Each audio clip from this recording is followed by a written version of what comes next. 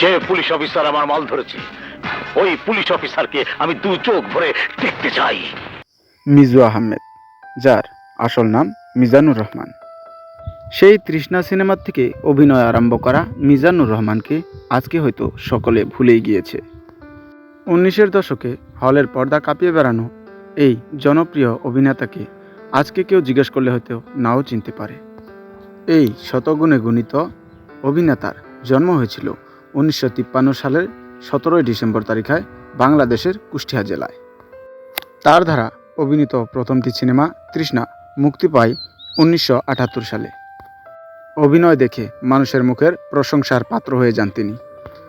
নিজের দুর্দান্ত অভিনয় ও সাধনার বলে 1992 সালে জাতীয় চলচ্চিত্র পুরস্কার তার আঙ্গিনায় এসে যায়। বহুগুণে গুণিত এই অভিনেতার কিছু জনপ্রিয় সিনেমার নাম হলো চাকর, বসিরা হাঙর নদীর, গ্রেনাইট, লাঠি, আজকের সমাজ ইত্যাদি।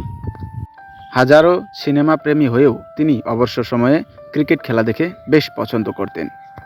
ক্যাচ মিস করা এবং অসময়ে আউট হয়ে যাওয়া বিষয় নিয়ে তিনি সমালোচনা করতেন। 2017 সালের 27 মার্চে বহুগুণে গুণিত এই অভিনেতা ইহলীলা সম্বরণ করেন। মৃত্যুর বহু পূর্ব থেকে তিনি হৃদরোগে আক্রান্ত ছিলেন, তাই হঠাৎ করে হৃদ আক্রান্ত হয়ে তিনি মৃত্যুবরণ করেন।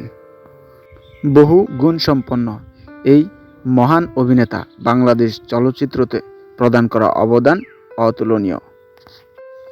বাংলাদেশ চলচ্চিত্রের প্রত্যেকটি অভিনেতা আজ তার নাম শ্রদ্ধাপূর্বক মনে রাখে। সিনেমাতে অভিনয়ের দ্বারা সমাজে থাকা কালো মানুষদের চরিত্র বের করে দেখানোর চেষ্টা করতেন।